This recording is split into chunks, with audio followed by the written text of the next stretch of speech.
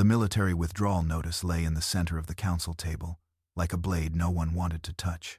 Mara Hale recognized Vesper Rowe's father's seal before Elder Corvin finished unfolding the parchment. 3 black wolves around a silver spear. Eastern Coalition. Across the great hall, 12 council members sat beneath the carved antlers of dead kings. Pack leaders crowded the galleries above them. No one spoke. Mara stood beside Lucian's throne with one hand pressed discreetly against the underside of her 7-month belly. Their son had been restless all morning. He kicked again. Hard. Mara breathed through it and kept her face still. Vesper stood opposite her in a dark blue ceremonial gown, one hand resting on the withdrawal notice. "My father's terms are simple," she said. "The Eastern Coalition will not send its forces into a war, while the Crown refuses to recognize the woman responsible for securing that alliance." Lucian's jaw tightened. "You already have a seat at the War Council. I want the authority that makes that seat matter." Mara looked at Lucian. He did not look back. That told her more than Vesper's words ever could. Elder Corvin cleared his throat. 12,000 Eastern soldiers remain positioned beyond Raven Pass. Without them, Your Majesty, the northern line may collapse within weeks. Mara knew those numbers, or thought she did. She had reviewed troop provisions herself 3 months ago. Something about 12,000 felt wrong. But before she could follow the thought, Vesper slid another parchment across the table. The Royal Consort's severance decree. Mara's fingers went cold. Vesper finally looked at her, not triumphantly, almost apologetically. That somehow made it worse. Lucian rose from his throne. The room followed him into silence. "For the duration of the war," he announced, "Vesper Rowe will hold the authority of War Luna and serve beside the crown in all military matters." A whisper moved through the galleries. Mara felt her son turn beneath her ribs. Lucian continued, "To prevent divided authority, Mara Hale will relinquish her political powers as Luna until the conflict is resolved." Until.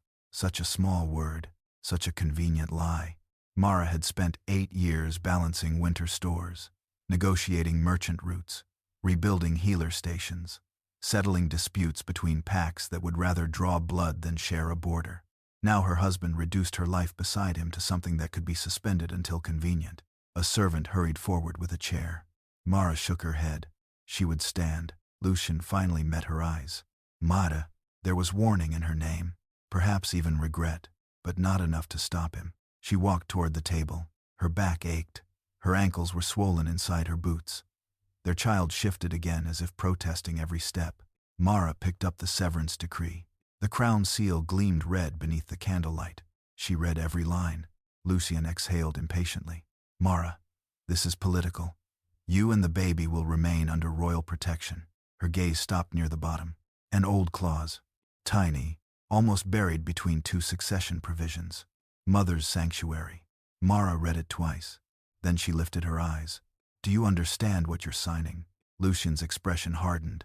"The council has reviewed it." "That wasn't my question." A muscle jumped in his cheek.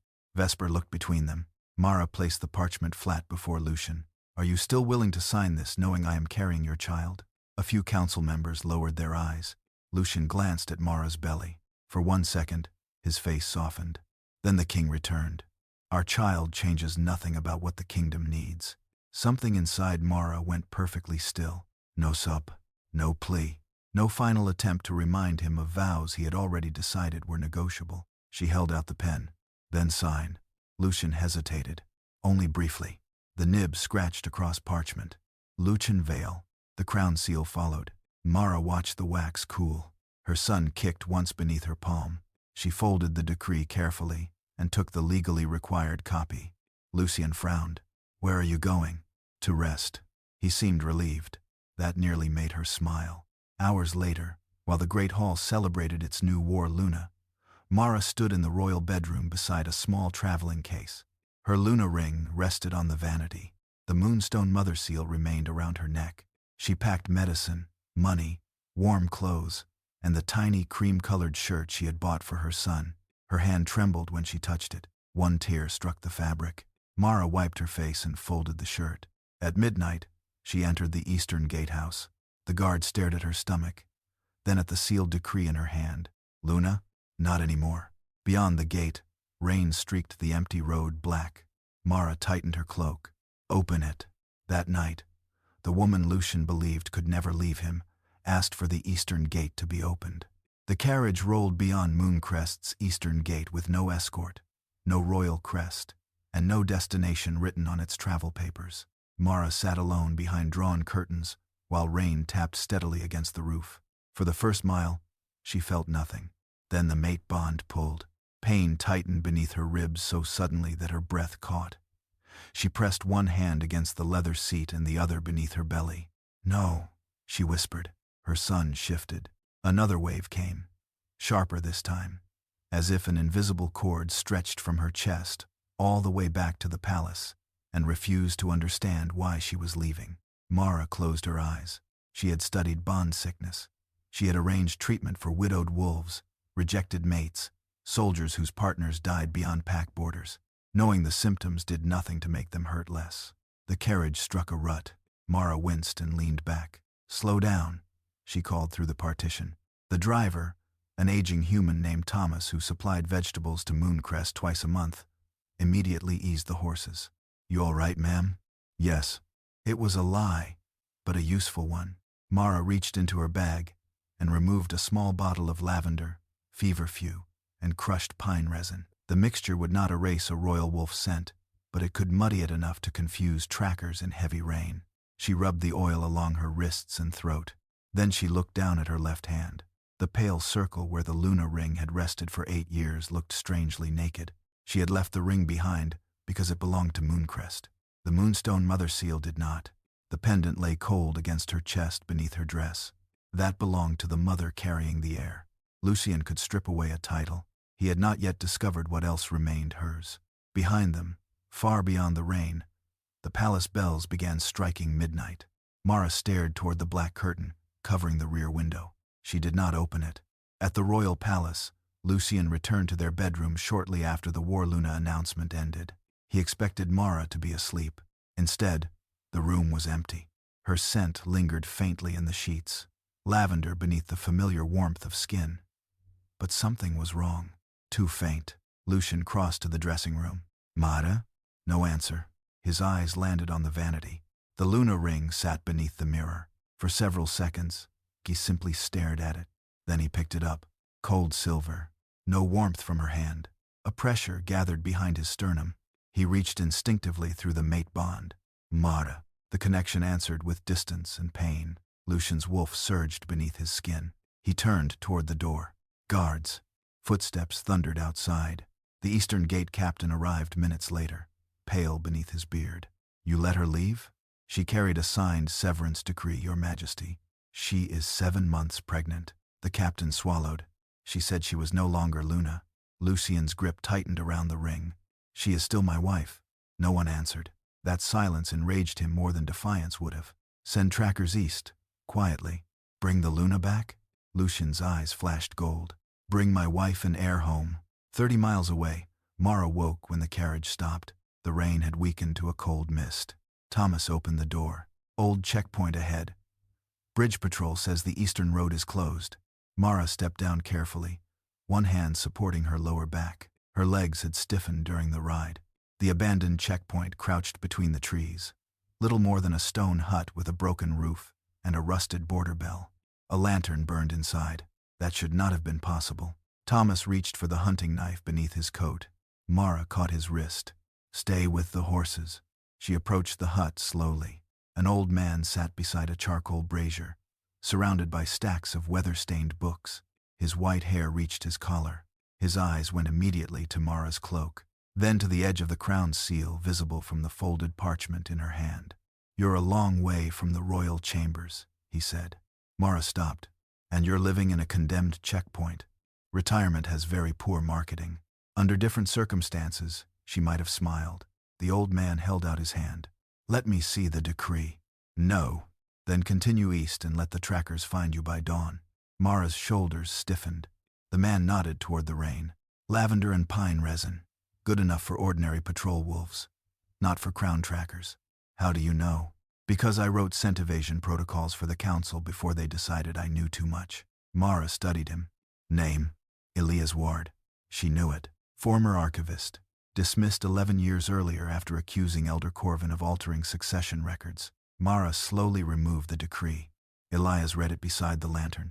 His expression changed when he reached the lower section. He read one line again, then a third time. When did he sign this? Tonight. And your pregnancy? 29 weeks. Elias looked at her sharply. Does the king know? Everyone knows. A humorless breath escaped him.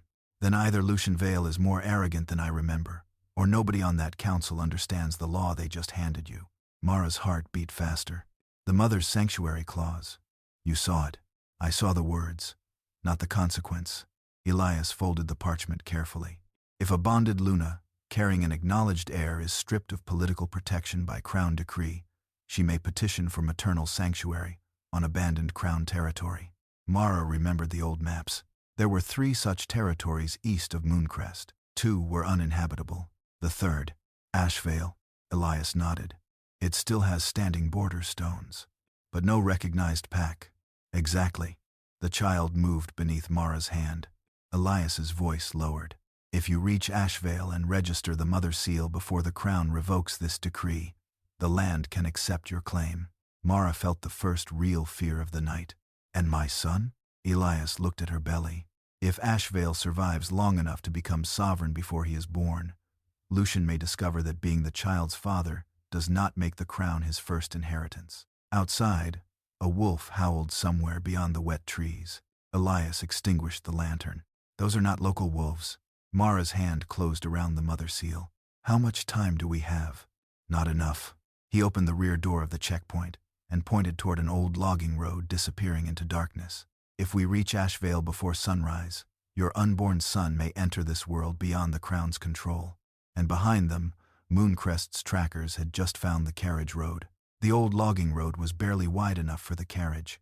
Branches scraped both sides like fingernails across a door, and every deep rut sent a dull ache through Mara's lower back. Elias sat opposite her. One hand braced against the wall as Thomas urged the horses through the wet darkness. Behind them, another howl carried through the trees. Closer this time. They found the main road, Elias said. Mara pressed 2 fingers to the mother seal beneath her cloak. How long until Ashvale? Under ordinary conditions? 2 hours. And these are not ordinary conditions. No. The carriage lurched violently. Mara caught herself before her belly struck the opposite seat. Thomas. I know, he called. Roads washed out ahead. The carriage stopped. Mara opened the door before Elias could protest. Cold mist struck her face. 20 yards ahead, the logging road ended at a narrow wooden bridge suspended above a flooded ravine. Half the railing had collapsed. One support beam hung at an angle over black water. Thomas stared at it. We're not crossing that. Mara looked back toward the road. Far between the trees, faint golden eyes appeared and vanished. Trackers. Her son shifted low in her belly. Running was not an option.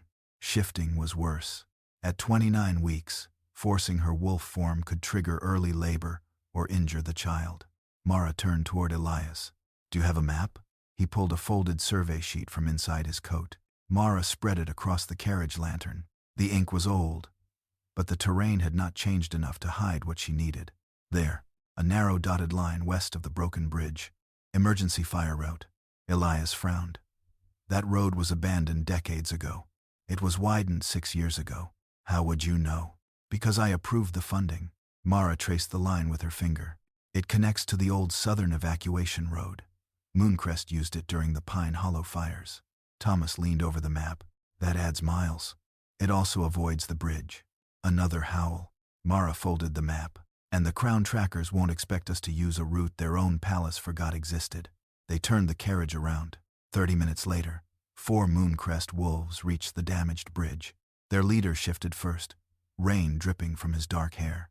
Jared Cole had tracked fugitives, rogues, and enemy scouts for 12 years. The scent was obvious. Lavender, pineresin, Mara. He crouched beside the wheel marks, then frowned. They stopped here. He studied the mud. The tracks doubled back. One of his men shifted beside him. She changed direction. Jared looked toward the old fire road. Something uneasy tightened in his chest. Only someone familiar with Mooncrest's emergency infrastructure would know that route still existed. Of course Mara knew. She had designed half of it. Move. Back at the palace, Lucian stood over a map of the eastern territories. No one had dared mention that dawn was approaching. Vesper entered quietly. You sent trackers. Lucian did not look up. My wife is missing. You removed her authority. You didn't imprison her. His eyes lifted. She is carrying my son. Vesper folded her arms, and Mara is carrying herself. The words landed badly. Lucian's hand flattened against the map. She is 7 months pregnant. She cannot simply disappear into disputed territory. Apparently she can. A low growl vibrated through him. Vesper's expression did not change. Threatening me won't put her back in that bedroom. Lucian looked toward the empty Luna chair across the council chamber. Something cold moved through the bond again. Not panic. Distance. Mara was still moving away. He reached through it instinctively. Mara. For one heartbeat, he felt her. Exhausted. Afraid. Determined. Then the connection thinned. Lucian's face hardened. Bring me the old crown maps. Vesper watched him. Why? Because Mara never travels without a plan. The southern evacuation road emerged from the forest just before dawn. Ashvale lay ahead. Mara had seen it only on old maps. Reality was worse. Collapsed watchtowers leaned against the gray sky. Dead orchards stretched beyond broken fences. Roofs sagged beneath years of moss. The eastern hills were scarred with silver-gray soil where nothing grew. But beyond the ruins stood a black stone pillar. Ashvale's boundary marker. Mara's breathing caught. Thomas stopped the carriage beside it. Elias stepped down first. The royal trackers cannot cross after a maternal claim is registered without triggering a territorial challenge. Can they stop the claim? Before registration, yes. A howl sounded behind them. Too close. Mara climbed down carefully. Her knees nearly buckled. Elias reached toward her. She shook her head. I can walk. Not because she needed to prove strength, because this step had to belong to her. She approached the stone. Ancient symbols covered its surface beneath moss and rain. Mara removed the moonstone mother seal. The pendant looked small against her palm. Behind her, wolves burst through the tree line. Thomas cursed. Jared shifted before reaching the boundary. Mada. She turned.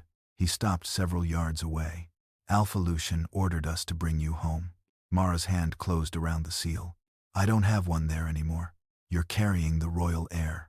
I am carrying my son. Jared stepped closer. Please, don't make this harder.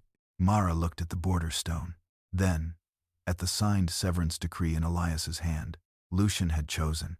Now she would. She pressed the moonstone seal into the carved hollow. For one terrible second, nothing happened. Then pale silver light moved through the cracks in the stone. It climbed beneath Mara's fingertips. The earth gave a low, almost inaudible vibration. Jared stopped. Elias exhaled. Registered. Mara closed her eyes. Ashvale had accepted her. Not as queen. Not yet. As a mother seeking sanctuary. Jared could no longer cross without violating ancient law. Mara removed her hand. How long do I have? Elias looked toward the ruined settlement. 30 days to prove Ashvale can function as a sanctuary. Water, food, a healer, defensive borders, 100 sworn residents. Mara stared at the dead fields. There aren't 100 people here. Then find them. Her son kicked beneath her hand. Elias glanced at her belly. And after those 30 days, you still have only weeks before he comes. Mara looked across the broken roofs, dry wells, and abandoned storehouses. Freedom had given her exactly 1 month to build a home from ruins. Ashvale had accepted her claim, but Mara now had 30 days to prove the dying territory deserved to survive. Ashvale smelled of wet stone, rust, and old smoke. By sunrise, Mara understood why the crown had abandoned it. The central well stood beneath a cracked wooden shelter, its water reflecting a faint silver sheen. 3 nearby houses had collapsed inward. The grain store contained more rat droppings than food. Along the eastern slope, dead apple trees twisted toward the sky like burned hands. 83 people still lived there. Mara counted them herself. 31 were elderly. 17 were children. 9 carried injuries that had never healed properly. The rest looked at her with the flat suspicion of people who had survived too many promises. A broad woman with cropped gray hair stepped forward from the gathering. You're the king's wife. Mara stood beside the well, one hand resting beneath her belly. I was his Luna. That wasn't my question. No. The woman's mouth tightened. So what are we now? Your hiding place? Murmurs moved through the crowd. Elias remained several steps behind Mara. He did not interfere. Good.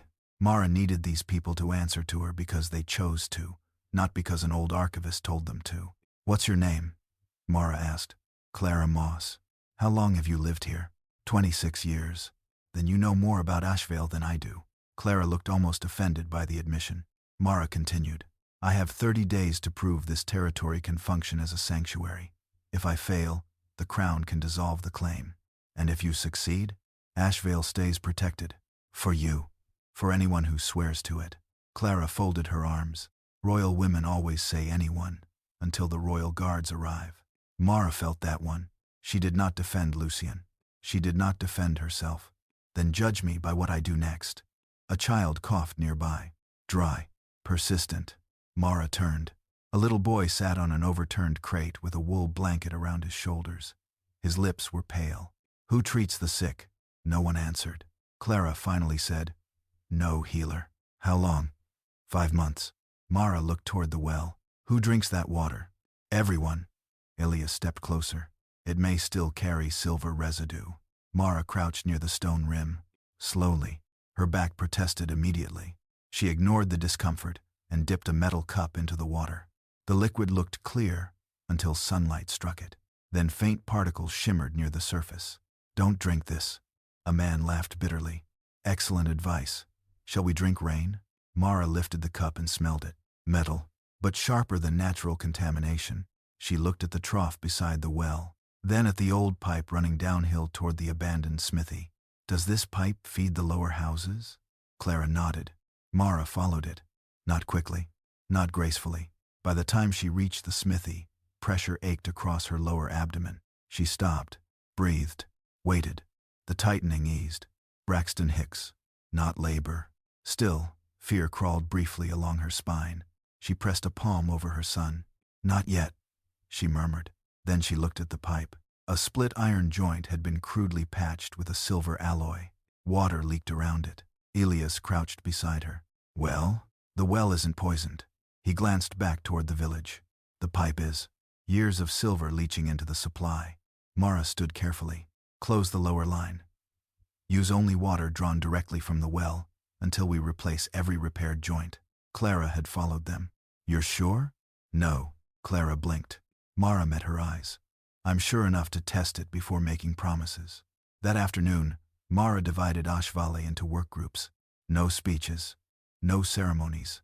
She assigned 2 people to boil direct well water, 4 to clear the grain store, 6 to inventory blankets and medicine, and 3 former hunters to inspect the western fence line.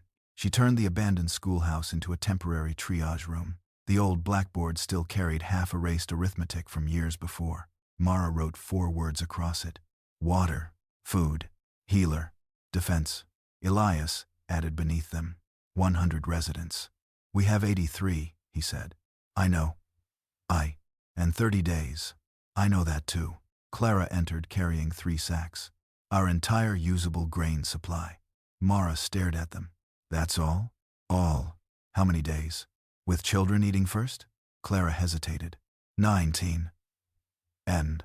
The number settled over the room. Outside, an axe struck dead wood. Once, twice, then stopped. Mara opened the grain ledger and began calculating portions.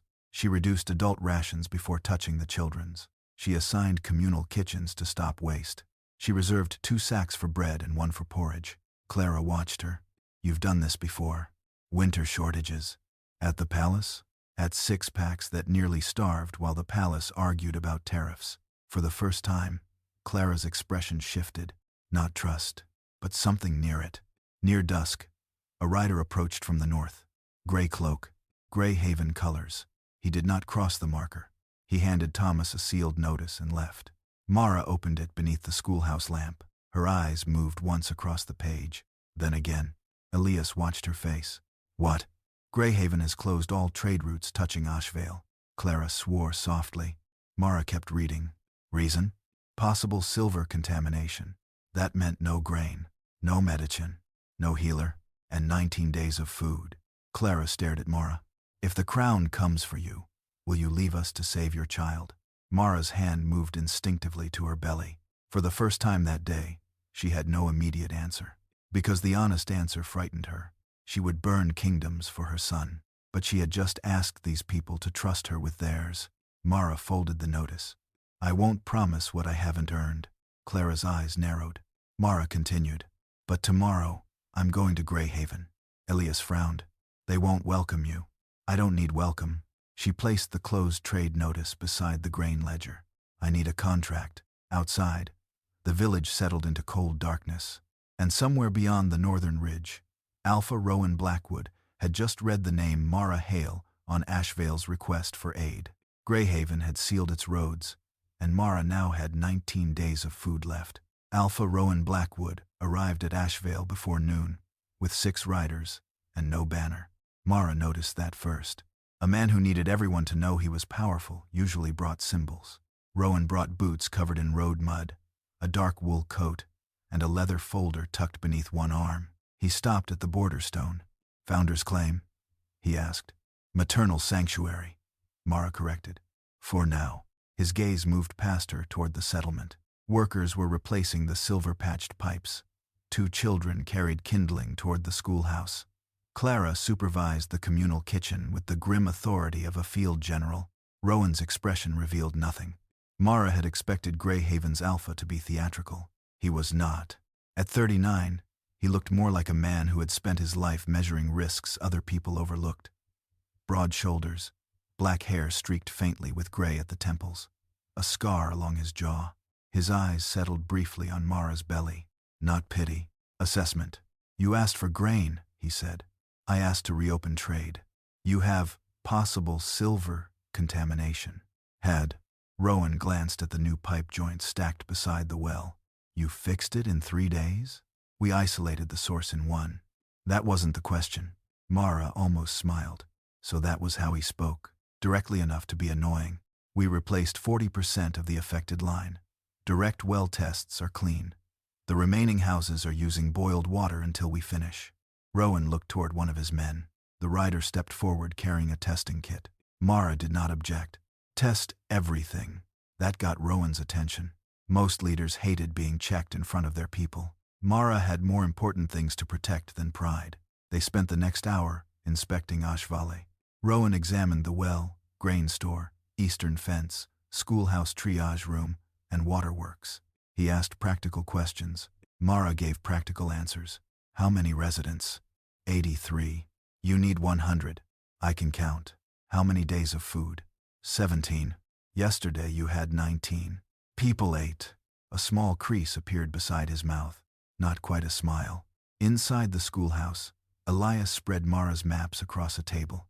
Rowan studied them. You want 3 wagon loads of grain, basic medical stock, iron pipe, and temporary access to Greyhaven's North Road. Yes. In return, Mara placed a second map over the first. Your southern irrigation channels run through this basin. Rowan's gaze sharpened. If Ashvale's old drainage wall collapses during winter runoff, Greyhaven loses 2 farming valleys. His hand paused over the map. Mara continued. The Crown never repaired the retaining wall because Ashvale was abandoned. I can. With what labor? Mine. You have 83 people, half of whom should not be lifting stone. Then we use the ones who can. And materials. Iron from your abandoned quarry route. Timber from Ashvale's western deadwood. Engineering plans from the old Crown surveys. Rowan leaned back. You're offering to protect Greyhaven's water in exchange for food. I'm offering a contract. His eyes stayed on hers. No favors? No. No asylum pledge?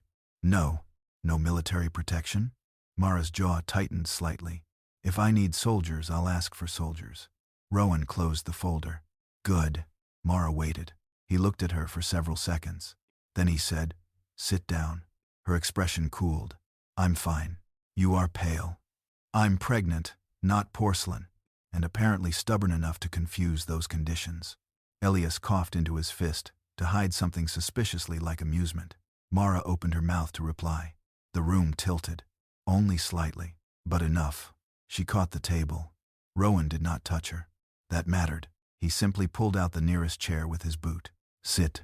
This time Mara did. Her pulse was too fast. A dull pressure gathered behind her eyes. Clara entered, carrying a cup of water. You skipped breakfast. I had tea. That is flavored water. Mara took the cup. Rowan watched her drink. You're trying to prove you can run a territory while 7 months pregnant. No. Looks like it. Mara lowered the cup. I'm trying to keep 83 people alive. And your son? The question landed harder than she expected. Her hand moved to her belly. Rowan's voice stayed even. Strength is useful. So is knowing when not to become another emergency. Mara looked away. Lucian had spent months telling her to rest because she carried his heir. Rowan had just told her to rest because she was a person responsible for another life. The difference was small enough to hurt. A Greyhaven scout entered the schoolhouse. Alpha. He handed Rowan a sealed document. Rowan broke it open. His expression hardened. What is it? Mara asked. Royal demand. Elias went still. Rowan read aloud. Greyhaven is instructed to refuse assistance to Vale and surrender Mara Hale to Crown Escort upon contact. Clara swore. Mara's fingers tightened around the cup. Signed by Lucian? Yes. For one moment, the mate bond pulled painfully beneath her ribs. Then Mara let the sensation pass. Rowan folded the demand. If I trade with you, Lucian can call it interference in a crown dispute. Then don't. Rowan looked at her. Mara pushed the contract toward him. I won't beg you to risk Greyhaven because my husband made a bad decision. Former political husband. Still legally bonded. For now, Elias muttered. Mara ignored him. Read the terms. Decide whether Ashvale is worth doing business with. Rowan studied her. Then he picked up the pen. You know what I expected when I came here? What? A frightened royal woman, looking for somewhere to hide. Mara said nothing. He signed the contract. I found a territorial administrator with 17 days of grain and the nerve to negotiate drainage rights. He slid the document back. 3 wagons arrive in 72 hours. Clara exhaled. Mara did not celebrate. Not yet. Medicine? Included. Healer? Rowan paused. I can send one for 12 days. 12? You need 1 resident healer for sovereignty recognition. Temporary placement won't satisfy the clause. I know. Then find one. Outside, hooves struck the northern road. Greyhaven's riders prepared to leave. Rowan stopped beside Mara at the doorway. Lucian thinks you're here because you ran from him. Mara looked across Ashvale. Workers were fitting a clean iron joint into the water line. No. What are you here for? Her son moved beneath her palm. To make sure my child never has to beg a throne to call somewhere home. Rowan held her gaze for a moment, then nodded once. 3 days later, the first Greyhaven grain wagons crossed Ashvale's border under a contract bearing Mara Hale's signature. Not charity, not rescue. A trade between 2 territories. And for the first time since leaving Mooncrest, Mara had something Lucian could not order returned to him. Leverage. The first clean water reached Ashvale's lower houses on the 6th morning. Clara Moss turned the iron valve with both hands. For several seconds, nothing happened. Then the pipe coughed. Brown water spat into the stone basin. A child groaned. Mara held up one finger. Wait. The flow cleared. Silver residue disappeared. Water ran cold and transparent beneath the morning light. No metallic sheen. No bitter smell. Clara filled a cup and handed it to Mara. You first. Mara raised an eyebrow. You think I poisoned it? I think if you drink it while carrying that child, everyone else will stop whining. Fair. Mara took one careful sip. Clean. She passed the cup back. A cheer rose from the lower street. It was not grand. 83 tired people did not sound like an army. But to Mara, the noise struck somewhere deeper than applause in any royal hall ever had. She turned away before anyone could see her eyes shine. There was still work. The Greyhaven grain had arrived exactly as promised. 3 wagons. Enough to stretch Ashvale's food supply beyond the 30-day sanctuary deadline. Medicine followed. So did Dr. Evelyn Shaw, Greyhaven's temporary healer. Evelyn examined Mara before she treated anyone else. You're anemic.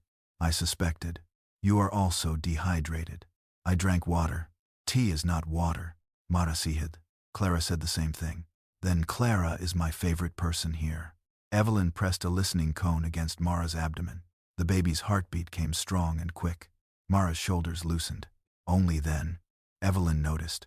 You can run a territory after breakfast. I can run it while eating. No.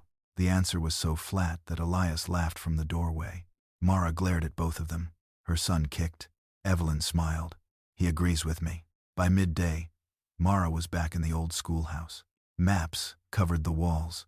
One board tracked food. Another listed medical needs. A third showed every usable house, drainage trench, storage cellar, and defensible road into Vale.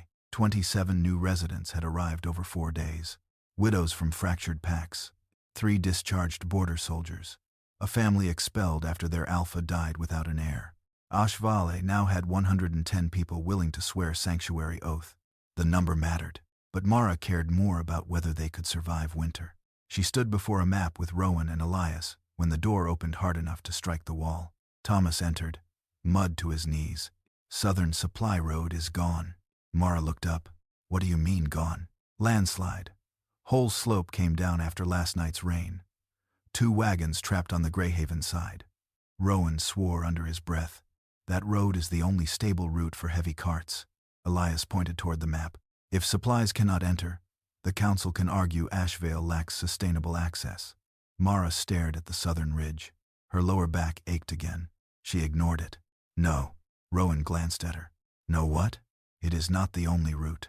She pulled another map from beneath the stack. Old Crown evacuation plans. The same network she had once used to escape Mooncrest's trackers. Mara traced a line east. There is a shepherd pass through Hollow Ridge. Rowan frowned. That trail cannot handle wagons. Not in its current width. You want to widen it? I want to bypass the slide. With what crew? 20 workers. You have 20 people capable of clearing rock? I have 8. Rowan waited. Mara continued. And 12 who can build sled runners. His expression changed. Transfer the cargo by sled. Exactly. No wheels. Lower weight. Narrower path. Elias leaned over the map. That could work. Rowan looked at Mara. How long? 2 days. You need 4. I have 2. Why? Mara tapped the calendar. Council inspection arrives on the 3rd morning. Rowan studied her for a moment, then rolled up his sleeves. I'll send 6 Greyhaven workers. Mara shook her head. Paid labor only. You negotiate while facing a landslide? I negotiate especially while facing a landslide. That almost smile appeared again. Fine. Ashvale pays standard border wages. Agreed. For the next 30 hours, Ashvale did not sleep much. Mara did, because Evelyn threatened to lock her inside the healer room if she did not. She hated resting while others worked, but when she woke before dawn, the ache in her back had eased. That mattered. The child mattered more than proving she could stand the longest.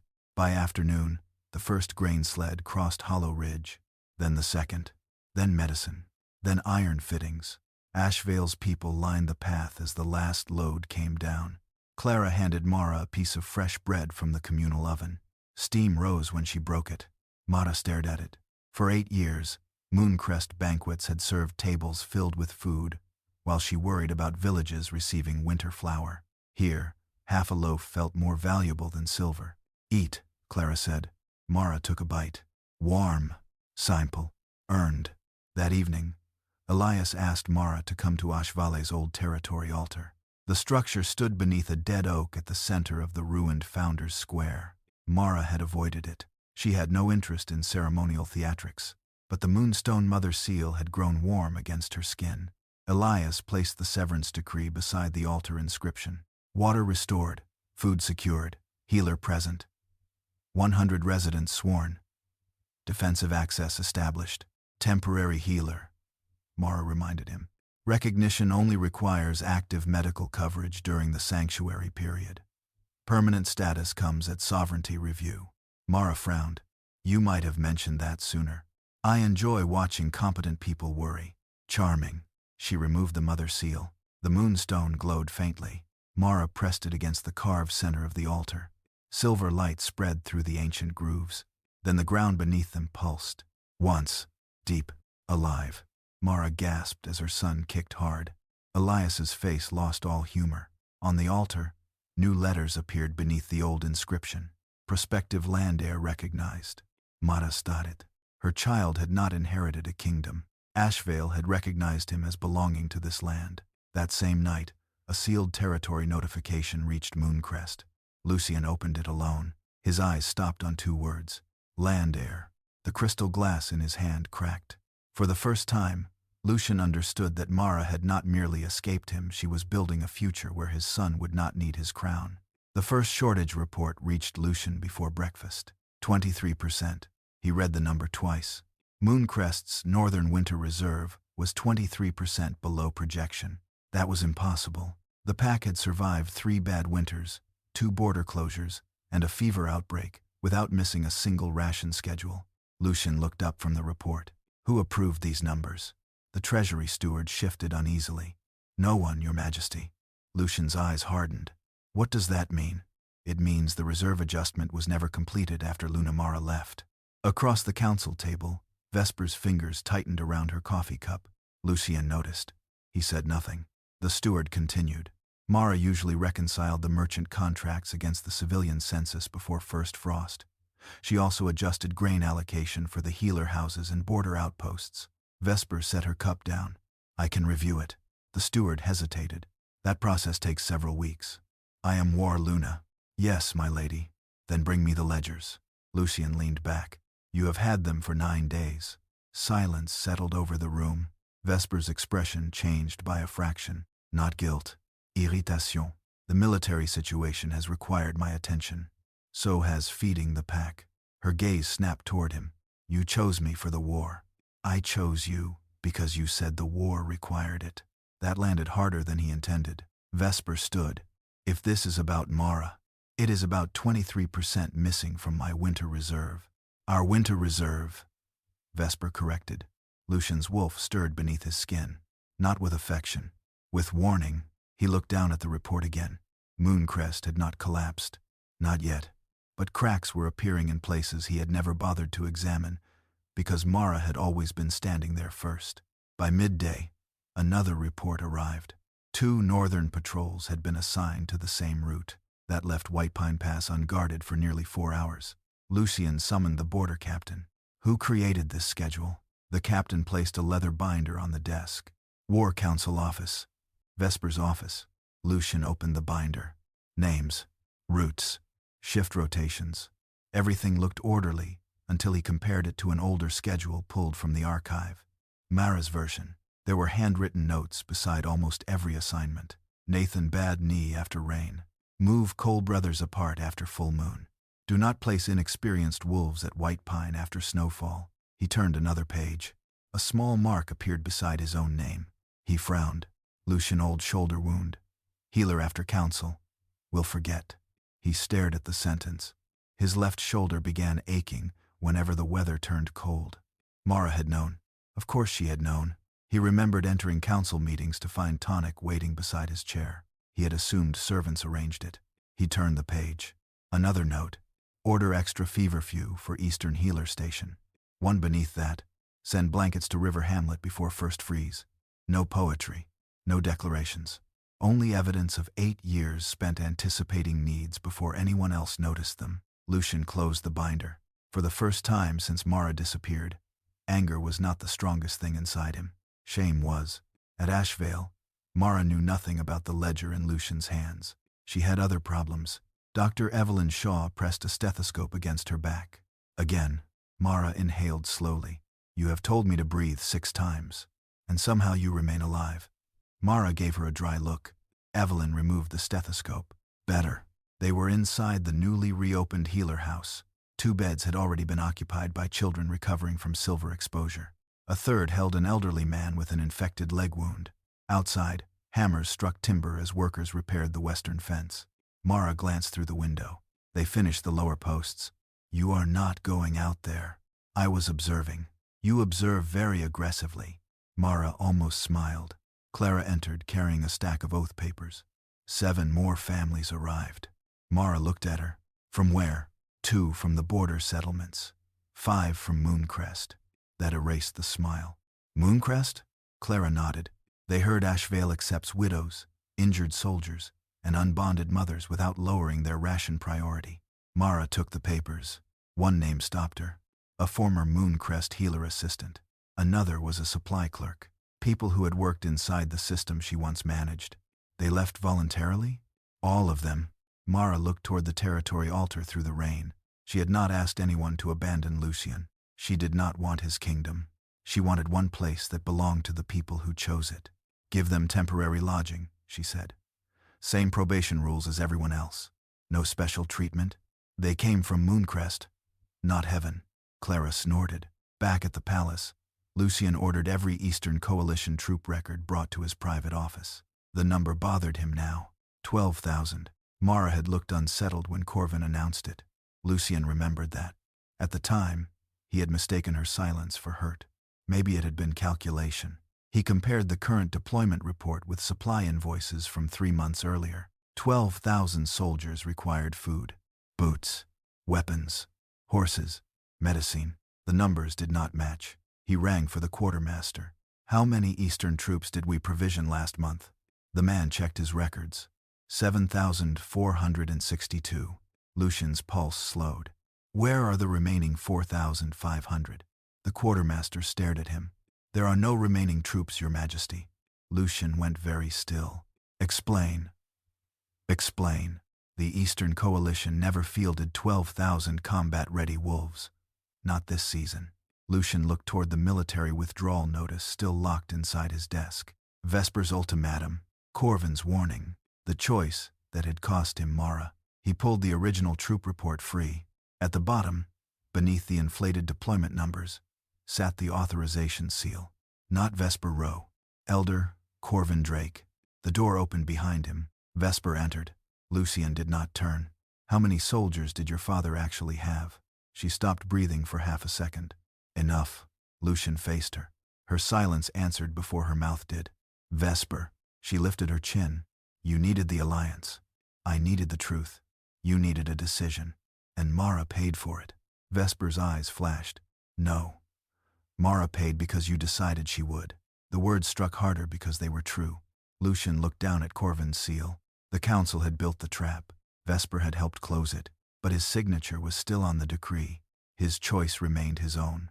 And now Lucian had proof that the ultimatum used to replace Mara had been built on soldiers who never existed. Lucian locked the council chamber doors himself. Vesper stood on the opposite side of the long obsidian table, her face pale but composed. Elder Corvin's falsified troop report lay between them. 7,462 active soldiers. Not 12,000. Not enough to justify the ultimatum that had stripped Mara of her title. Lucian tapped the report once. You knew. Vesper did not answer. Did you know? Yes. The word was quiet. Lucian stared at her. For several seconds, rage tried to simplify everything. Make Vesper the villain. Make Corvin the architect. Make himself the man deceived. It would have been easier. You threatened to pull 12,000 soldiers. My father threatened it. You repeated the number. Yes. You watched me sign the decree. Yes. His wolf pressed hard against his ribs. Why? Vesper laughed once. There was no humor in it. Because men like Corvin never give women power. They lend it until they are finished using us. Lucian's jaw tightened. So you decided to use Mara first. Vesper's expression finally cracked. You think I wanted to spend my life as someone's hidden woman? Waiting for you to visit when the council was asleep? You had choices. So did you. The room went still. Lucian looked away first. Vesper stepped closer to the table. My father told me if I became War Luna, I would finally control my own future. Corvin promised me a council vote, military authority, protection from my family. And Mara? She was already everything I wasn't. Lucian's eyes sharpened. Vesper continued before he could speak. She had your name, your house, your heir, respect from half the kingdom. I told myself she would lose a title, nothing more. She lost her home. No. Vesper's gaze hardened. She left it. Lucian moved so quickly the chair behind him struck the floor. Vesper did not flinch. They used me, he said. Her answer came immediately. No. Lucian froze. They gave you pressure, Vesper said. They gave you a lie. They gave you an excuse. Her eyes dropped to the severance decree on the side table. You still signed your name. The words struck deeper than accusation. Because Lucian had already arrived at the same conclusion alone. Corvin had built the trap. Vesper had helped bait it, but no one had held Lucian's hand around the pen. A knock sounded at the chamber doors. Lucian opened them. The royal archivist stood outside holding a sealed packet. Your Majesty, we found something in Council Registry 7. Lucian took it. Inside were copies of messages between Corvin and Garrick Rowe, Vesper's father. One line had been underlined by the archivist. Once Mara is removed from executive authority, the crown becomes dependent on military council approval. Lucian read it twice. Vesper went silent. The next page contained something worse. A draft custody petition. Unborn royal heir of Mara Hale. Lucian's blood went cold. What is this? The archivist swallowed. Corvin filed a preliminary motion this morning. Vesper stepped closer. For what? Emergency guardianship. Lucian looked up. The archivist continued. The council intends to argue that Mara's refusal to return, combined with advanced pregnancy and residence in an unstable territory, demonstrates compromised judgment. Vesper's face drained of color. They want the baby. Lucian's wolf surged violently. They want control of the succession, he said. At Ashvale, Mara received the same notice 2 hours later. She was sitting at the long schoolhouse table with Elias, Rowan, and Dr. Evelyn Shaw when a council courier delivered it. Mara broke the seal. She read without speaking. Evelyn watched her face. What? Mara handed the notice to Elias. He read the first paragraph and swore. Rowan took it next. His mouth flattened. They are challenging sovereignty? Worse, Elias said. He placed the notice flat. Corvin is petitioning for temporary crown custody of the unborn heir. Evelyn's chair scraped backward. On what medical basis? Pregnancy-related instability. Evelyn stared at him. That is not a diagnosis. Council law does not always require one before a hearing. Mara sat very still. Her son moved beneath her ribs. A slow roll. Then a kick. She placed her palm over the spot. Rowan watched her. If they summon you, you do not have to travel.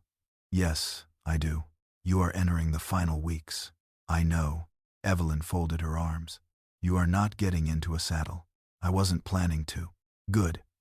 Because I would tie you to this chair. Mara looked at Rowan. What does Greyhaven gain by attending? His expression changed slightly.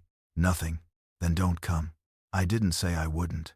I will not owe Greyhaven military protection. You won't. Or political debt. You won't. Mara studied him. Why? Rowan glanced toward the Ashvale settlement outside. Fresh timber reinforced the western fence. Smoke rose from repaired chimneys. Children carried buckets from the clean water line. Because if the council can declare a pregnant territorial claimant mentally unfit because she refuses to surrender her child, every alpha with a daughter should be paying attention. That answer, Mara accepted. Elias pointed toward the bottom of the summons. Sovereignty hearing. 7 days. Evelyn looked at Mara's belly. Your due date is still roughly 5 weeks away. Roughly? Babies do not read council calendars. Mara exhaled through her nose. The mate bond suddenly tightened. Lucian. Strong. Agitated. For the first time since she left, she felt something different through it. Fear. Not fear of losing her. Fear for the child. Mara closed the bond down as much as she could. Too late did not become enough simply because it was sincere. Rowan folded the summons. I can send a diplomatic carriage. No crown escort. Agreed. Evelyn comes. Evelyn nodded. Obviously. Elias carries the original decree. The old archivist tapped his coat. It has not left my possession. Mara stood slowly. Everyone in the room watched her. She hated that, but she understood why.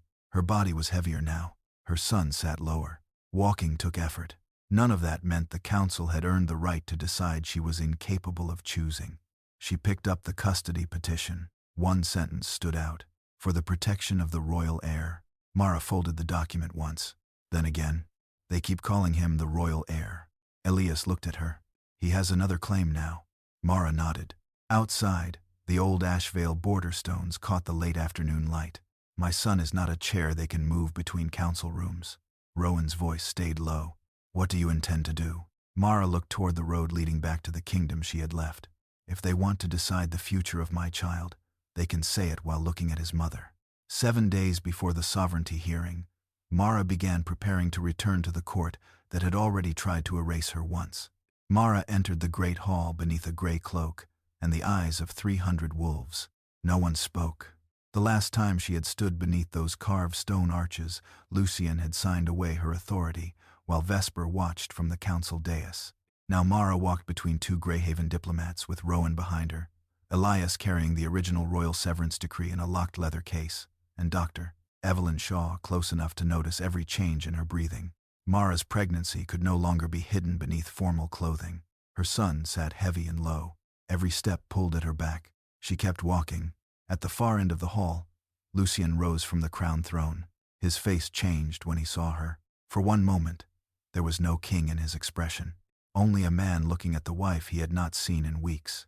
Mada, he stepped down from the dais. She raised one hand. Maintain diplomatic distance, Your Majesty. Lucian stopped. The title struck him harder than anger would have. Rowan's gaze moved between them, but he said nothing. Mara continued toward the designated Ashvale table. She did not look at Vesper. Not yet. Elder Corvin sat at the center of the 7-seat council. Robes immaculate, silver chain of office gleaming beneath torchlight. Founder claimant Mara Hale, he began. This hearing will determine whether Ashvale meets the requirements for sovereign recognition and whether temporary custody of the unborn royal heir must be transferred to crown protection. Mara sat carefully. Evelyn placed a cushion behind her lower back. Corvin noticed. Of course he did. Your condition appears physically demanding, Evelyn answered before Mara could. Pregnancy is physically demanding. That is not incompetence. A few council members shifted. Corvin smiled thinly. Doctor, your medical opinion will be requested. Good. I brought one. Mara placed both hands on the table. Proceed. Corvin lifted the custody petition. You abandoned the royal pack during advanced pregnancy. I left after the king removed my political protection. You entered an unstable territory. Under Mother's sanctuary law, you refused a royal return order. Yes. Corvin leaned forward. Would you agree these decisions expose the unborn heir to unnecessary danger? Mara looked directly at him. No. Then perhaps your judgment. Elias unlocked the leather case. The click carried through the hall. He removed the royal severance decree and placed it before the council. The crown seal was still intact. Lucian stared at it. Elias spoke. Clause 17. Maternal sanctuary provision. Corvin's expression tightened. I am familiar with it. Then you are familiar with the sentence immediately following. Mara slid a certified Ashvale registry across the table. 117 sworn residents. Clean water certification. 36 days of food reserve. Active healer coverage. Defensive access established. 9. Another document followed. Greyhaven Trade Agreement. Rowan added his seal. Then Evelyn placed down a medical report. Mother stable. Fetal heartbeat stable. No medical basis for incapacity. Corvin's jaw tightened. This does not resolve royal succession. No, Mara said. This does. She removed the moonstone mother seal from beneath her cloak.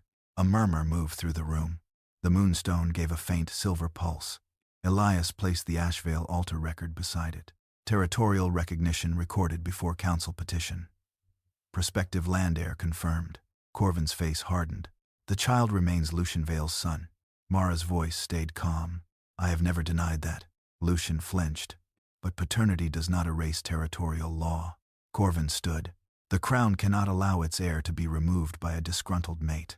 The words had barely left him when Lucian turned. Sit down. Corvin stared at him. Lucian descended the remaining steps. I said sit. Alpha command rolled through the hall. Corvin obeyed. Lucian looked at Mara. His voice dropped. I was wrong. No one moved. Vesper lowered her eyes. Lucian continued. The troop numbers were false. Corvin authorized them. Vesper knew they were inflated. A murmur rose. Corvin surged upright. This is not the matter before. Rowan tossed a packet onto the table. It is now. Copies of military invoices spilled across polished stone. 7,462 troops. Not 12,000. Mara looked at Vesper for the first time. Vesper's face was pale. She did not deny it. Corvin pointed at Lucian. You would destroy your own council because your wife left you? Lucian's expression turned cold. No. I am destroying the lie I used to justify betraying her. That silence hurt him more than any accusation. He looked at Mara again. I thought I was protecting the kingdom. Mara met his eyes. Your regret does not rewrite my consent. Lucian closed his mouth. There was nothing to answer. The council vote began. 1 seat. Then another. Then another. Recognition of Ashvale's sovereignty. 4 votes. 5. 6. Corvin's was the only refusal. The clerk stood. By authority of the 7-seat council, Ashvale Sanctuary is recognized as an independent sovereign territory. Mara exhaled. Her sun shifted. Then pain ripped low across her abdomen. She gripped the edge of the table. Evelyn turned immediately. Mara? Another contraction came. Stronger. Mara's breath caught. Lucian moved instinctively. Rowan blocked his path. Evelyn placed one hand against Mara's abdomen and checked the time. Too close. Mara looked at her. No. Evelyn's face told her everything. The baby was coming. Here. On Crown land. Mara forced herself upright. Carriage. Evelyn stared at her. Mara, my son is not being born here. Rowan was already moving. Elias gathered the decree and mother's seal. Lucian stood frozen as Mara was helped toward the doors. Mara. She stopped once. He looked wrecked. Please. Mara placed one hand beneath her belly. This choice is mine. Then she left. The diplomatic carriage reached Ashvale's border shortly before dawn. Mara cried out as another contraction seized her. The wheels crossed the ancient stone marker. The mother seal warmed against her palm. Minutes later, beneath the roof of Ashvale's healer house, a newborn's cry broke through the morning. Noah Hale Vale entered the world on the land his mother had fought to make free. Noah Hale Vale was 3 days old when Ashvale rang its bells for the first time in 18 years.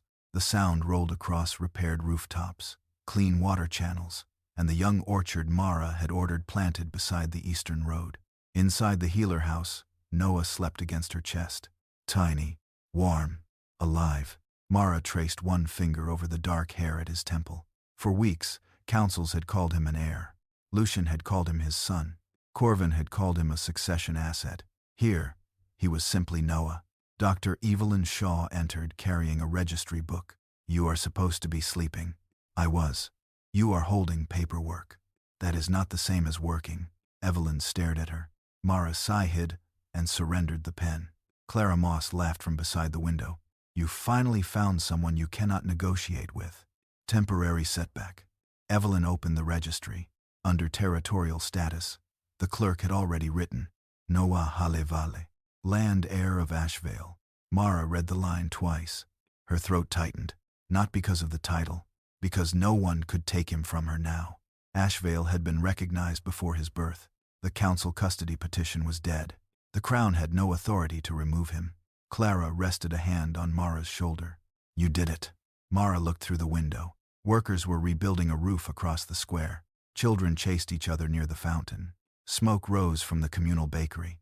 No, Mara said quietly. We did. At Mooncrest, the reckoning moved faster. Elder Corvin Drake was arrested before sunrise on charges of falsifying military records, conspiracy against succession law, and abuse of council authority. Garrick Rowe lost command of the Eastern Coalition after 3 allied alphas withdrew support. Vesper was brought before the council without the blue War Luna cloak she had fought so hard to obtain. Lucian attended.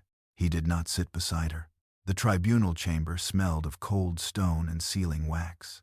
Vesper stood alone before 7 judges. You knowingly supported false military numbers, the chief judge said. Yes.